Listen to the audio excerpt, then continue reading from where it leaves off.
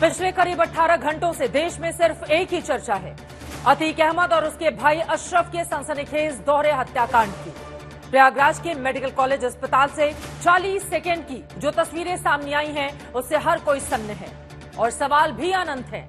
हालांकि 3 लोगों को गिरफ्तार किया जा चुका है, लेकिन सबसे बड़ा सवाल है कि हत्याकांड में यही 3 आरोपी शामिल हैं या फिर कोई और भी है जो इसके इशारे पर इस हत्याकांड को अंजाम दिया गया है। पहले 13 अप्रैल को असद अहमद का एनकाउंटर हुआ, फिर 2 दिन बाद 15 अप्रैल को पिता अतीक अहमद और चाचा अशरफ को 3 हमलावरों ने सरेआम गोलियों से छलनी कर दिया। खबर ऐसी जिसके बारे में न किसी ने सोचा था, न किसी को ऐसा अंदाजा था कि ऐसा कुछ भी हो सकता है। पुलिस वालों के बीच मीडिया के सामने सब कुछ 40 सेकंड में पूरा हो गया। हालांकि इस दोहरे हत्याकांड ने सवालों की सियासत की लंबी कतार तैयार कर दी है। उत्तर प्रदेश में बीजेपी की सरकार रूल ऑफ लॉ के तहत सरकार को नहीं चला रही है, बल्कि रूल बाय गन को चला रही है। ये पूरी जिम्मेदारी उत्तर प्रदेश के मुख्यमंत्री पर आती है, क्योंकि उन्होंने उत्तर प्रदेश की विधानसभा में खड़े होकर कहा था कि मिट्टी में मिला देंगे। देखो, आपने ये कहा ना, कानून का राज नहीं रहेगा तो घटना किसी के साथ हो सकती है। कानून के अंतर्गत ही सब कार्रवाई होगी, तब जाके देश में कानून व्यवस्था कायम रहेगी, देश एक रहेगा, अखंड रहेगा, सभी जाति धर्मों के बीच में कॉन्फिडेंस रहेगा। मेरा मानना है कि वो तरीका है। ये तो बहुत आसान काम है, जो यूपी में हो रहा है वो बहुत आसान काम है। अतीक की कितनी बड़ी सुरक्षा व्यवस्था थी, बख्ताबंद गाड़ियों में चल रहा था, उससे क्यों प्रेस से बात करने की इजाज़त दी गई? और पुलिस उस वक्त क्या कर रही थी कि जब कनपट्टी पे सटा के किसी ने गोली मार दी? दिन दहाड़े पुलिस के बंदोबस्त में हत्या हुई तो ये गंभीर बात है ये, लेकिन पुलिस के घेरे में अगर हत्या होती है किसी गुंडे की भी, तो ये लॉ एंड ऑर्डर के ऊपर एक बहुत बड़ा सवाल खड़ा करता है। विपक्ष ने बीजेपी और योगी सरकार के खिलाफ मोर्चा खोल दिया है।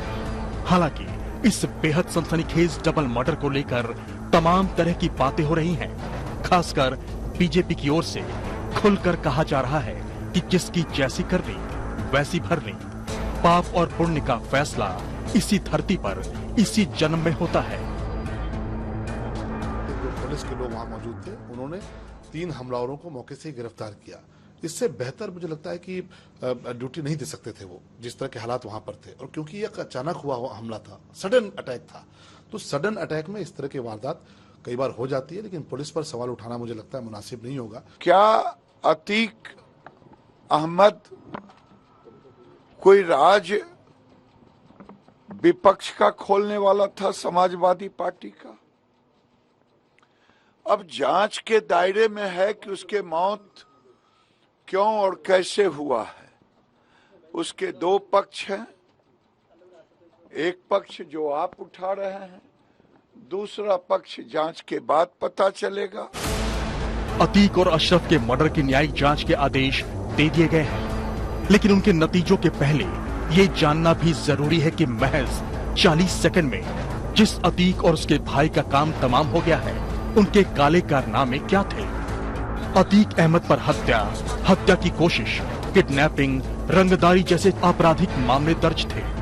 अतीक पर 1989 में चांद बाबा की हत्या, 2002 में नस्सन की हत्या, 2004 में मुरली मनोहर जोशी के करीबी बीजेपी नेता अशरफ की हत्या और 2005 में राजूपाल के मर्डर का आरोप है। 2023 में उमेश पाल हत्याकांड का भी अतीक मुख्य साजिशकर्ता बनाया गया था।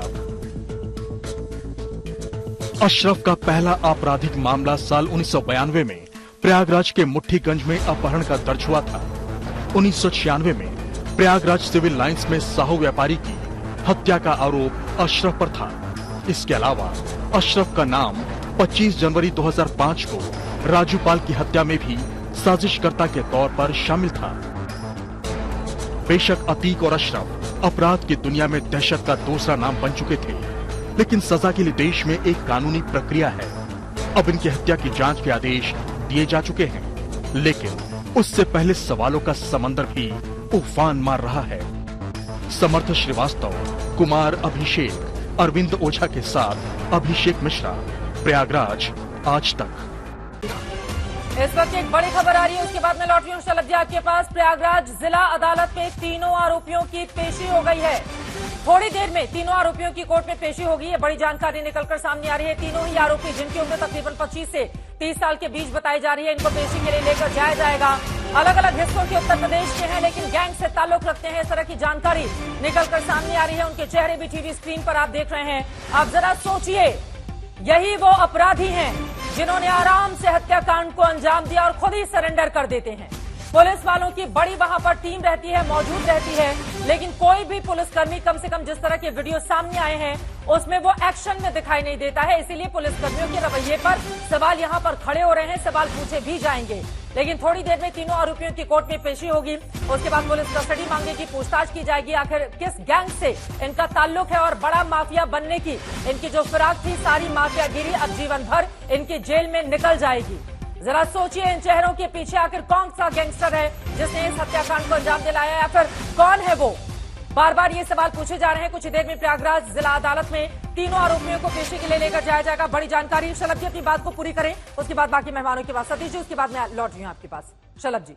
चित्रा जी, एक सवाल बार बार आपकी तरफ से उठाया जा रहा है और बाकी ब्रांडर्स की तरफ से उठाया जा रहा है कि पुलिस ने एक्शन नहीं लिया। अरे पुलिस के लोग भी इंसान है। जापान के भीतर प्रधानमंत्री पर गोली चलती है, क्या वहां घटना नहीं होती? राजीव गांधी जी की घटना नहीं हुई, इंदिरा जी की घटना नहीं हुई? पुलिस के लोगों ने जितना संयम और जितनी बहादुरी का परिचय दिया, मुझे लगता है कि इतिहास में शायद पहली बार ऐसा हुआ होगा कि पुलिस के लोगों ने मीडिया के लोगों को बचाया। और अगर पुलिस के लोग गोली चलाते, यही समाजवादी पार्टी के लोग बैठे हुए जो ठेकेदार बनते हैं मामूली करारों के, ये चिल्ला कहते कि जब वो सरेंडर कर रहे थे, जब अपराधियों ने हाथ खड़े कर दिए, जब अपराधियों ने असला फेंक दिए, तो उन पर गोली क्यों चलाएंगे? हम भी मानवती सरेंडर कर दिया, उन्होंने हथियार फेंक दिया, तो उन पर गोली चलाने का औचित्य क्या बनता?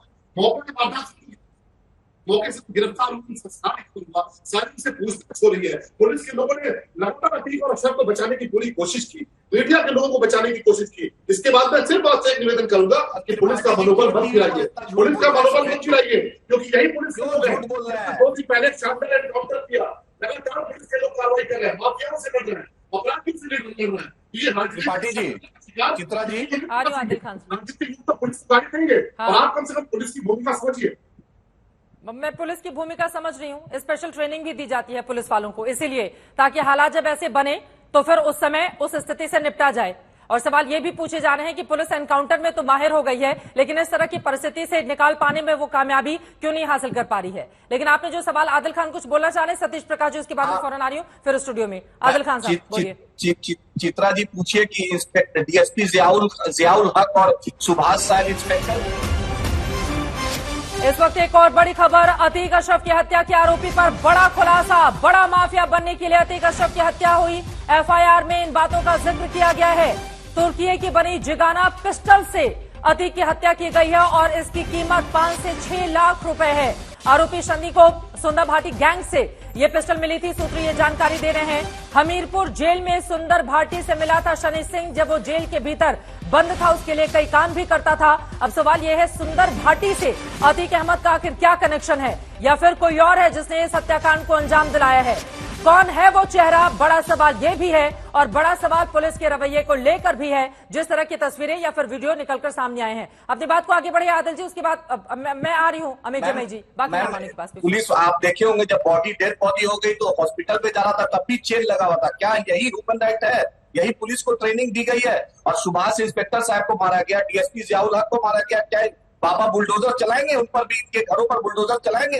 हम सुप्रीम कोर्ट के सिटिंग जज से न्यायिक जांच मांगते हैं और टाइम बाउंड मांगते हैं कि सरकार बतलाए कि टाइम बाउंड न्याय दे, टाइम बाउंड इंसाफ करे। अगर कोई माफिया उस पर कार्रवाई कीजिए। किसी को हक नहीं है सुप्रीम कोर्ट और हाई कोर्ट से ऊपर बढ़ने का, ना आईपीसी न सीआरपीसी से सर ऊपर आपने बनेगा। बहुत अच्छी देश बात संविधान कही से है चलेगा। आदिल खान की, हाँ। इससे अच्छी बात कोई हो ही आदिल नहीं हसन, सकती है। चित्रा जी, आदिल यही तो हसन मैं भी आप- बोल रही हूँ ना, 1979 में जिसने पहले हत्याकांड को अंजाम दिया हो, जरा सोचिए उस मामले में आज तक उस परिवार को इंसाफ का इंतजार है। 2005 में जिसने राज्यपाल की हत्या की हो, आज भी उस परिवार को इंसाफ का इंतजार है। उमेश पाल हत्याकांड में उस शख्स की क्या गलती थी? वो सिर्फ चश्मदीद था, उसका अपहरण किया जाता है, धमकी दी जाती है। 2007 में सरकार बदलने के बाद फिर एफआईआर होती है और फिर फरवरी के महीने में हत्याकांड को अंजाम दिया जाता है।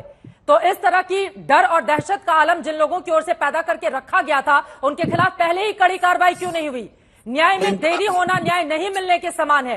ये उन परिवार वालों ज़किया के जाफरी बारे में को भी भी नहीं सोचिए। मिला है। 100 से ज्यादा मैडम, मामले जिनके ऊपर ज़किया दर्ज जाफरी को भी है। इंसाफ जियाउल नहीं मिला हक है। वाले एहसान मामले में जाफरी को भी हत्याकांड जलाया कब हुई गया थी बताइए? किसकी सरकार थी? नाम लेकर बताइए। ऐसे अखिलेश एक यादव की पक्षी बात सरकार मत थी। कीजिए। फिर अखिलेश यादव की सरकार थी। हाँ, तो अखिलेश स्थितियां यादव की किस तरह से सरकार थी, बन रही वो हैं? भी दोषी है। हाँ ठीक है, बाकी नहीं, मैं बुलडोजर चलाएंगे, आते हुए क्या हमारे साथ योगी सतीश जी प्रकाश बुलडोजर जी हैं? चलाएंगे, इंसाफ करेंगे। हाँ, और सुभाष सिंह पर जो हुआ था बुलंदशहर के इंस्पेक्टर सुभाष सिंह साहब, अरे सर अभी तो हम अतीक अहमद की बात कर रहे हैं ना, उसके भी अपराधों नहीं, का हम तो मैडम खर्चा सबकी चलता है। बात करेंगे। और जब सबकी बात करने के लिए 1 घंटे में आप सबकी बात नहीं कर सकते ना आदिल खान जी। अतीक अहमद पर रहते हैं ना, सबकी बात पूरे उत्तर प्रदेश के गुंडों की बात तो 1 घंटे में कर नहीं लेंगे।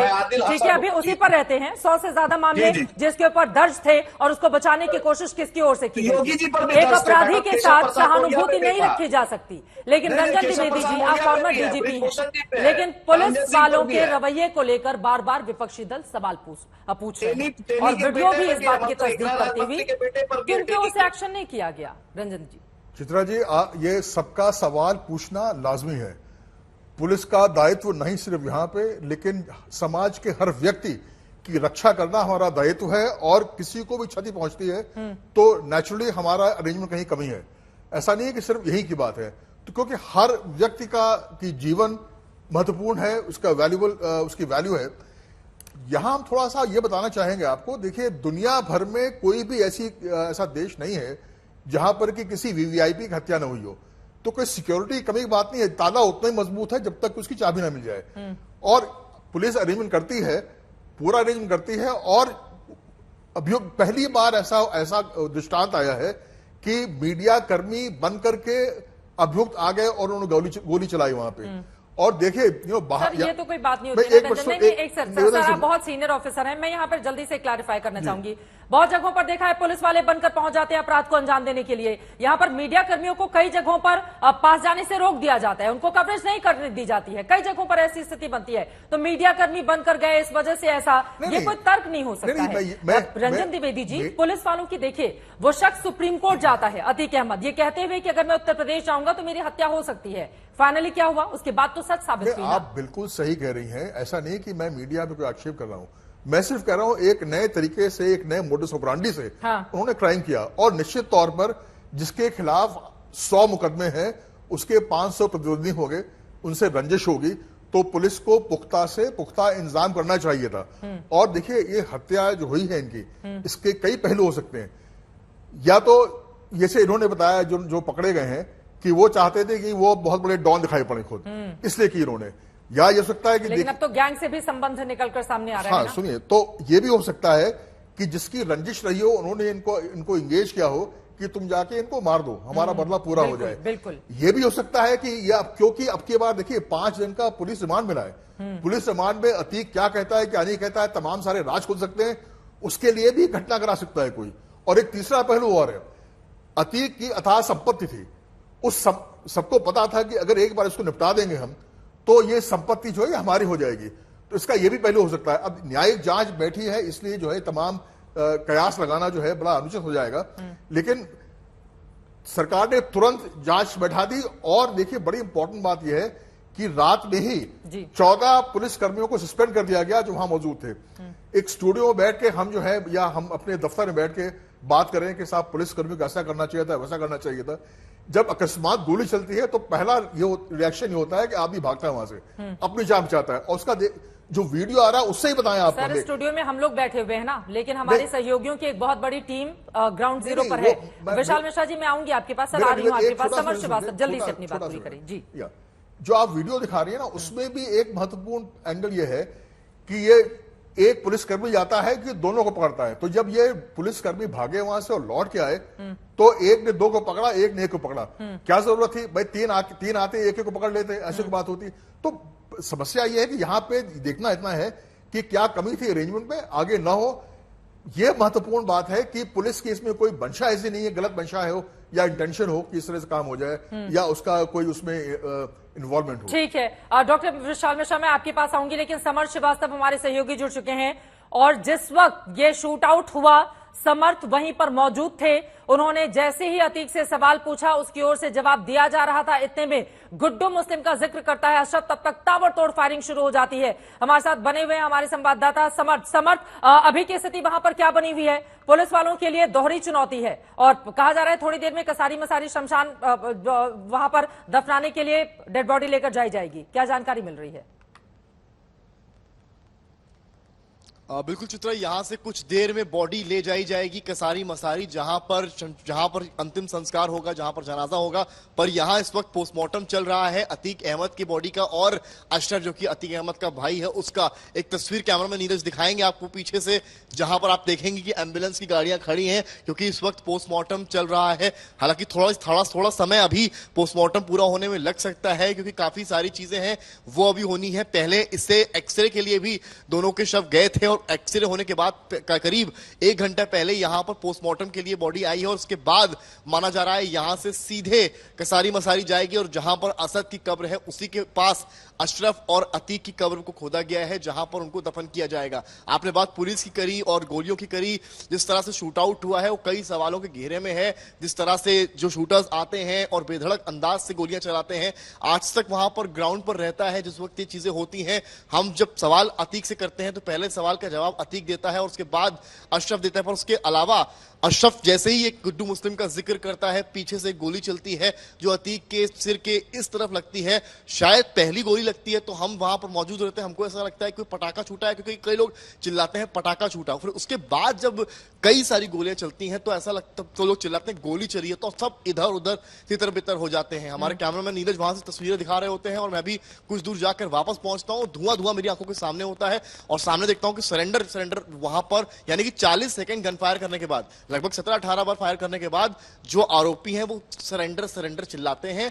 एक आरोपी लेट जाता है और 2 आरोपी ऐसे खड़े होकर हाथ पीछे से मोड़ लेते हैं। उतने में 2 पुलिसकर्मी जो कि फायरिंग के बाद पुलिस क्योंकि पीछे हट गई होती है, पुलिस को अंदाजा नहीं होता कि गोली उनको भी लग सकती है, तो पुलिस अपनी भी जान बचाती है और पुलिसकर्मी भी पीछे हट जाते हैं। और फिर जब देखते हैं कि वो सरेंडर चिल्ला रहे हैं, उसके बाद जो थाना अध्यक्ष हैं वो पहले आगे आते हैं और 2 आरोपियों को एक हाथ से इस तरह से और दूसरे को इस तरह से पकड़ते हैं और फिर एक सिपाही या दरोगा आता है, वो तीसरे आरोपी को पकड़ता है और इस तरह से उन तीनों को ले जाकर जीप में बैठाया जाता है और जीप से ले जाकर पुलिस लाइन ले जाया जाता है, जिसके बाद आगे की प्रक्रिया होती है। इस बीच में हमारी टीम वहां मौजूद रहती है और हम एक तस्वीर सबसे पहले दर्शकों को दिखाते हैं, पारदर्शिता से दिखाते हैं कोई भी चीज जो जिस तरह से होती है। क्योंकि अतीक की गाड़ी जब रुकती है, यानी कि पुलिस की गाड़ी जब चित्रा वहां रुकती है आके, उससे महज 10 कदम होते हैं वो बढ़ता है और वहां हम उसको रोकते हैं बाइट के लिए। यानी कि मेरे साथ कुछ अन्य प्रयागराज के पत्रकार साथी होते हैं जो सवाल करते हैं, तो अतीक का जवाब, अशरफ का जवाब और बाकी जो विजुअल्स हैं वो पूरी कहानी बयां कर रहे हैं कि उस वक्त क्या हुआ होता है।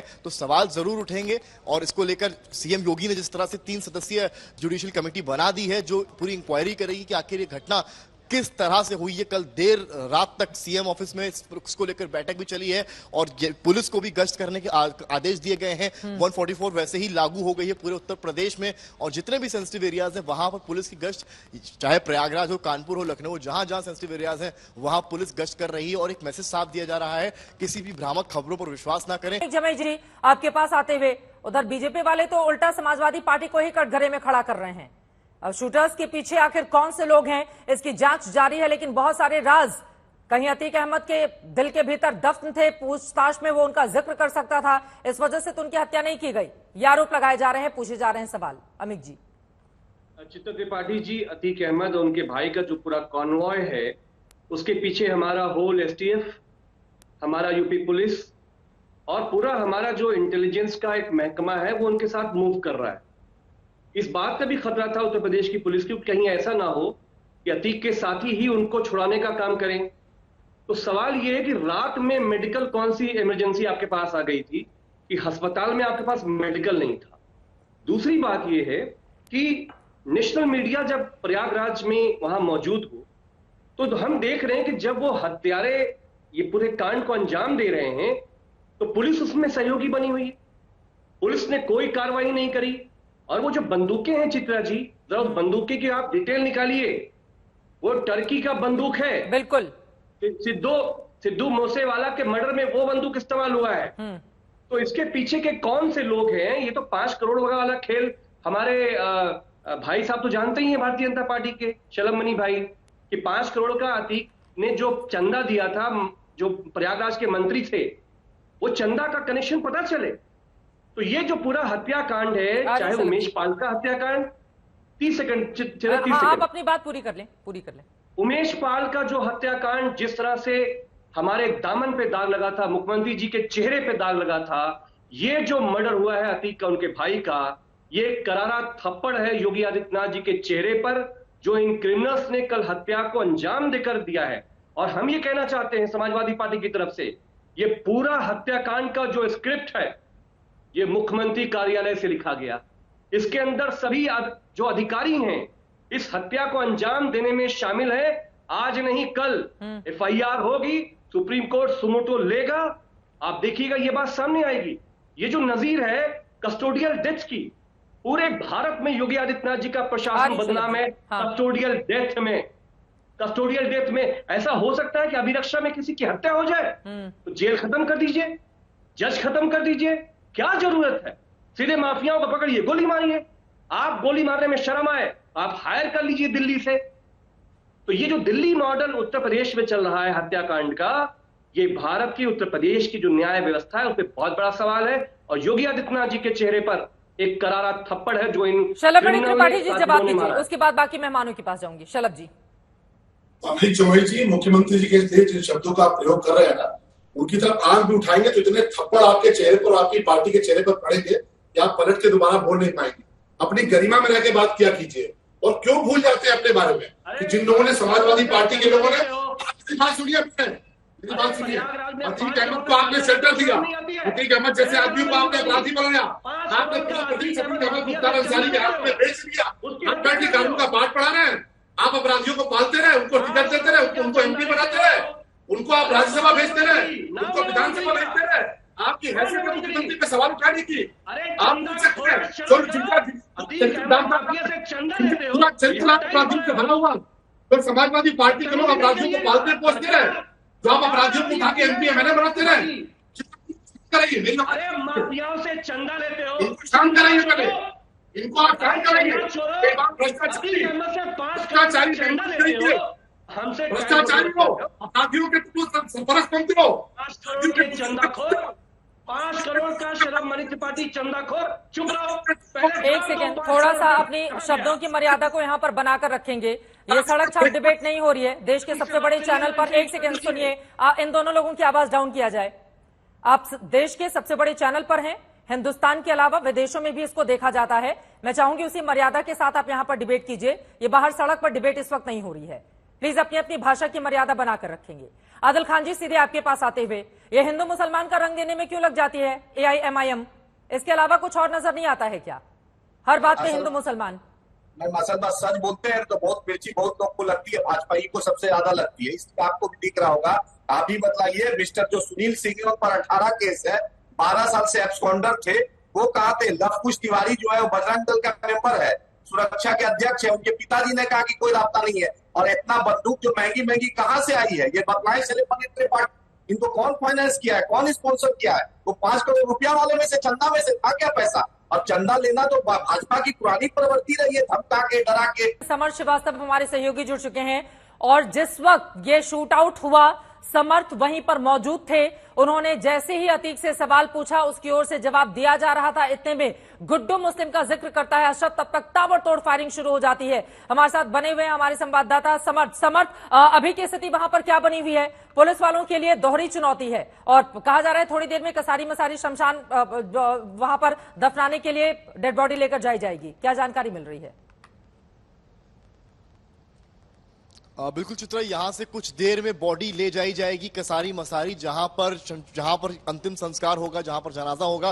पर यहाँ इस वक्त पोस्टमार्टम चल रहा है अतीक अहमद की बॉडी का और अशरफ जो कि अतीक अहमद का भाई है उसका। एक तस्वीर कैमरा में नीरज दिखाएंगे आपको पीछे से, जहां पर आप देखेंगे कि एम्बुलेंस की गाड़ियां खड़ी हैं क्योंकि इस वक्त पोस्टमार्टम चल रहा है। हालांकि थोड़ा समय अभी पोस्टमार्टम पूरा होने में लग सकता है क्योंकि काफी सारी चीजें हैं वो अभी होनी है। पहले इससे एक्सरे के लिए भी दोनों के शव गए थे और एक्सरे होने के बाद करीब 1 घंटा पहले यहां पर पोस्टमार्टम के लिए बॉडी आई है और उसके बाद माना जा रहा है यहां से सीधे कसारी मसारी जाएगी और जहां पर असद की कब्र है उसी के पास अशरफ और अतीक की कब्र को खोदा गया है जहां पर उनको दफन किया जाएगा। आपने बात पुलिस की करी और गोलियों की करी, जिस तरह से शूट आउट हुआ है वो कई सवालों के घेरे में है। जिस तरह से जो शूटर्स आते हैं और बेधड़क अंदाज से गोलियां चलाते हैं, आज तक वहां पर ग्राउंड पर रहता है जिस वक्त ये चीजें होती हैं। हम जब सवाल अतीक से करते हैं तो पहले सवाल का जवाब अतीक देता है और उसके बाद अशरफ देता है, पर उसके अलावा अशरफ जैसे ही एक गुड्डू मुस्लिम का जिक्र करता है, पीछे से गोली चलती है जो अतीक के सिर के इस तरफ लगती है। शायद पहली गोली लगती है तो हम वहां पर मौजूद रहते हैं, हमको ऐसा लगता है कोई पटाखा छूटा है क्योंकि कई लोग चिल्लाते हैं पटाखा छूटा। फिर उसके बाद जब कई सारी गोलियां चलती हैं तो ऐसा लगता तो लोग चिल्लाते हैं गोली चली है, तो सब इधर उधर तितर बितर हो जाते हैं। हमारे कैमरामैन नीरज वहां से तस्वीरें दिखा रहे होते हैं और मैं भी कुछ दूर जाकर वापस पहुंचता हूं। धुआं मेरी आंखों के सामने होता है और सामने देखता हूं कि सरेंडर वहां पर, यानी कि 40 सेकंड गन फायर करने के बाद, लगभग 17-18 बार फायर करने के बाद जो आरोपी हैं वो सरेंडर चिल्लाते हैं। एक आरोपी लेट जाता है और 2 आरोपी ऐसे खड़े होकर हाथ पीछे से मोड़ लेते हैं। उतने में 2 पुलिसकर्मी जो कि फायरिंग के बाद पुलिस क्योंकि पीछे हट गई होती है, पुलिस को अंदाजा नहीं होता कि गोली उनको भी लग सकती है, तो पुलिस अपनी भी जान बचाती है और पुलिसकर्मी भी पीछे हट जाते हैं। और फिर जब देखते हैं कि वो सरेंडर चिल्ला रहे हैं, उसके बाद जो थाना अध्यक्ष हैं वो पहले आगे आते हैं और 2 आरोपियों को एक हाथ से इस तरह से और दूसरे को इस तरह से पकड़ते हैं और फिर एक सिपाही या दरोगा आता है, वो तीसरे आरोपी को पकड़ता है और इस तरह से उन तीनों को ले जाकर जीप पे बैठाया जाता है और जीप से ले जाकर पुलिस लाइन ले जाया जाता है, जिसके बाद आगे की प्रक्रिया होती है। इस बीच में हमारी टीम वहां मौजूद रहती है और हम एक तस्वीर सबसे पहले दर्शकों को दिखाते हैं, पारदर्शिता से दिखाते हैं कोई भी चीज जो जिस तरह से होती है। क्योंकि अतीक की गाड़ी जब रुकती है, यानी कि पुलिस की गाड़ी जब चित्रा वहां रुकती है आगे, उससे महज 10 कदम होते हैं वो बढ़ता है और वहां हम उसको रोकते हैं बाइट के लिए। यानी कि मेरे साथ कुछ अन्य प्रयागराज के पत्रकार साथी होते हैं जो सवाल करते हैं, तो अतीक का जवाब, अशरफ का जवाब और बाकी जो विजुअल्स हैं वो पूरी कहानी बयां कर रहे हैं कि उस वक्त क्या हुआ होता है।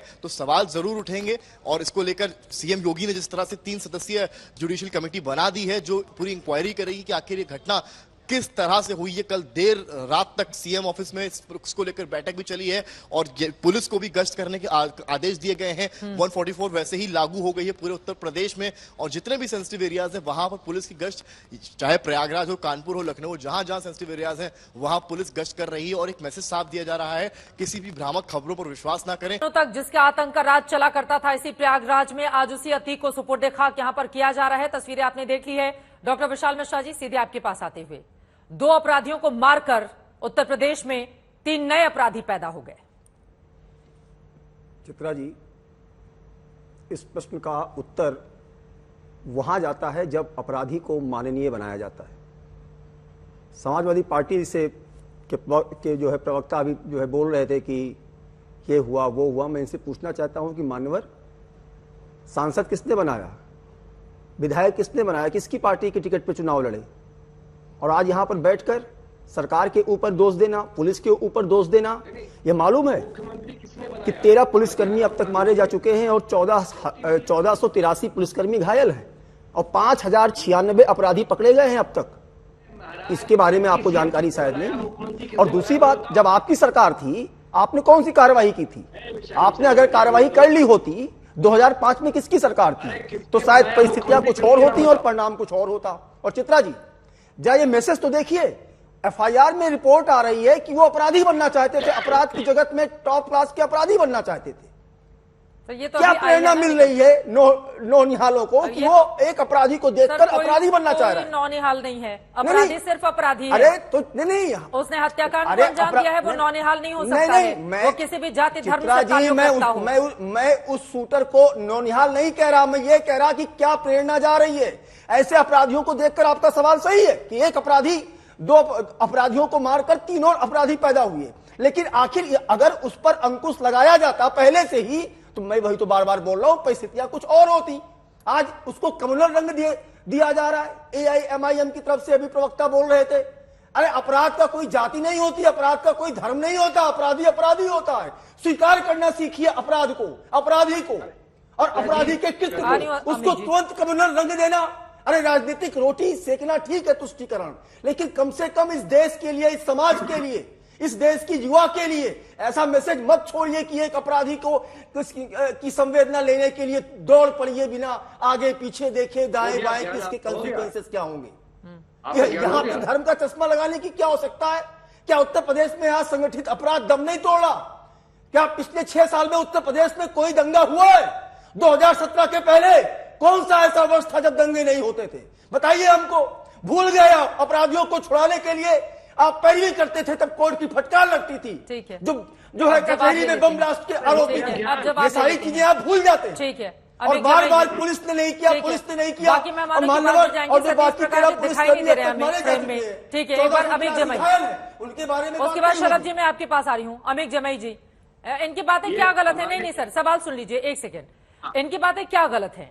देखिए, कोई अपराधी अपराध करता है, उसको तुरंत उसके किए की सजा मिले, वो जेल जाए और तुरंत स्पीडी ट्रायल हो, जो भी सजा न्यायालय दे उसको मिल जाए। लेकिन अगर उसको माननीय बनाया जाएगा, अगर उसको टिकट देकर अपने चुनाव चिन्ह पर लड़वाया जाएगा, अगर उसको सरकारी संरक्षण दिया जाएगा, सांसद रहते हुए वो हत्या करवाता है, उसके खिलाफ मुकदमा तक दर्ज नहीं किया जाएगा, तो आप लोगों से सवाल अगर आज पूछे जा रहे हैं तो फिर बेचैनी किस बात की है? अमित जमई जी, क्या गलत कहा? एक सवाल हो, ठीक है, उनकी 2005 में जब राजूपाल की हत्या हुई थी, इनसे पूछिए। ठीक है, अब लालू जी पे नहीं जाते, इन्हीं पे रहते हैं अभी। अब इसी पे अमित जमई जी बोलिए। शलभ भाई हमारे हैं, विशाल भाई है, शलभ जी का एक नया दोस्त बने हैं आजकल, जतिन प्रसाद जी। इनकी सरकार में मंत्री बन गए।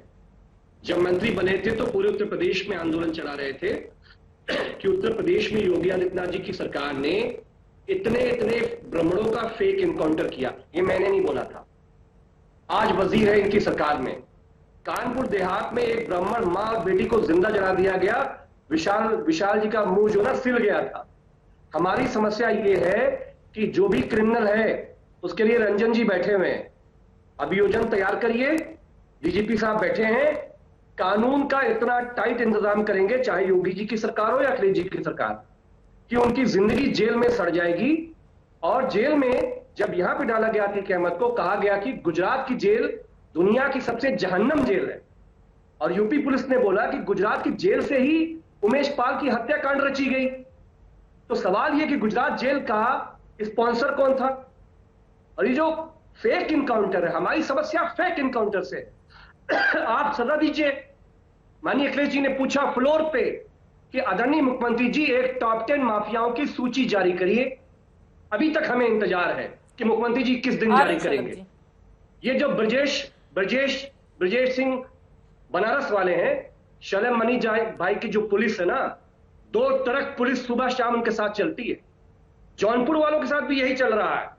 तो जो सरकार बनवाने में 24 में शामिल है, उसका चाहे गुनाह हो, उसका चाहे कबीरा हो, उससे कोई मतलब नहीं, वो सरकार का दोस्त है। हाँ। लेकिन जो आपसे अपोजिशन में है, हम कह रहे हैं अतीक अहमद ने कोई क्रांतिकारी इतिहास नहीं रचा है।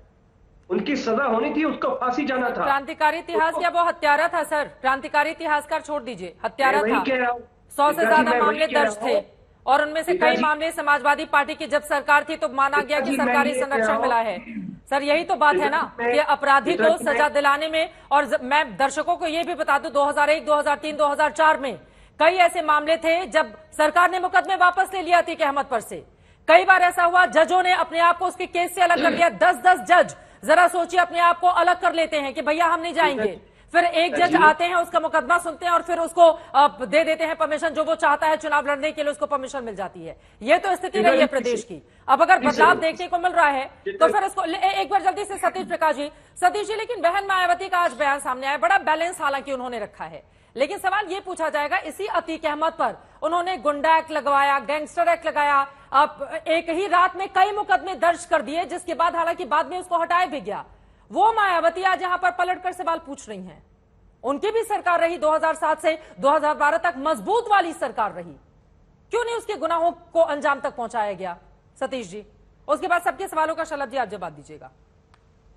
नहीं, अगर कोई अपराधी होगा अपराधी के अपराध का निर्णय या उसके ऊपर डिसीजन लेने का काम पुलिस का थोड़ा ही है। वो तो एक देश में न्यायिक व्यवस्था है ना। देखिए, हम किसी भी लोकतांत्रिक व्यवस्था में 3 सिस्टम होते हैं, आपकी विधायिका, आपकी कार्यपालिका और आपकी न्यायपालिका। कार्यपालिका क्या क्या क्या संभव है? आपने देखिए, 2 पिता और पुत्र की जान गई है ना।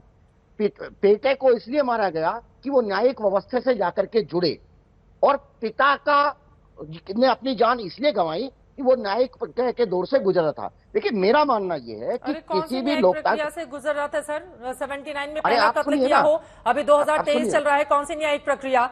अब तो ये सवाल पूछा जाना चाहिए ना, इस पर भी बहस होनी चाहिए। न्याय में समय पर न्याय नहीं मिलना, न्याय में देरी न्याय नहीं मिलने के समान है। और इस पूरे मामले में भी हमने यही देखा है। कम से कम उमेश पाल के घर वालों को तसल्ली तो है, जिनके घर के लोग मारे जाते हैं, उनको सोचिए उनके ऊपर क्या गुजरती है। दीजिए ना। हाँ, आप एक काम कीजिए, ये सारे के सारे न्यायालय बंद कर दीजिए, लोकतांत्रिक व्यवस्था को छोड़ अरे दीजिए। सतीश प्रकाश जी, न्यायालय बंद करने की बात नहीं हो रही है, बात इस बात की हो रही है कि कितनी तेजी से अपराधियों को उनके अंजाम तक पहुंचाया जाए। ऐसे गोल गोल ऐसी बातें नहीं सतीश प्रकाश जी, ऐसी। मैं तो कह रही हूँ कि मायावती जी ने कई मुकदमे दर्ज किए थे रातों रात इसी अतीक अहमद पर, और आज वो बचाव के लिए सामने आ रही है। सलामणी त्रिपाठी जी, लेकिन वो जो बातें कह रहे हैं न्यायालय बंद कर दीजिए, इसी तरह से इंसाफ दिया जाना हो तो। चित्रा जी, देखिए, समस्या क्या है कि बहुजन समाज पार्टी और समाजवादी पार्टी को गुस्सा इस बात का है कि आज जो कार्रवाई हो रही है, वो कार्रवाई क्यों हो रही है? राजू पाल पिछड़े समाज से आते थे, एक गरीब परिवार से आते थे। उमेश पाल एक पिछड़े परिवार से आते थे। पिछड़ों की हत्या हो जाए, ये अतीक अहमद के साथ खड़े रहेंगे। दलितों की हत्या हो जाए, ये मुख्तार अंसारी के साथ पिछड़ों की कभी राजू पाल की भीड़ हत्या उसके भाई अशरफ ने कराई, पिछड़े के साथ नहीं खड़े होंगे। उमेश पाल की भीड़ हत्या अतीक अहमद के लोगों ने की, उसके बेटे ने की, ये पिछड़ों के साथ नहीं खड़े होंगे। आप देखिए किसके साथ खड़े हैं, अतीक अहमद के साथ खड़े हैं, अशरफ के साथ खड़े हैं। लेकिन उत्तर प्रदेश की सरकार ने दिखाया, योगी आदित्यनाथ जी ने दिखाया, प्रधानमंत्री जी के लीडरशिप में दिखाया कि किसी पिछड़े के ऊपर अगर अत्याचार होगा तो सरकार उसका जवाब देगी।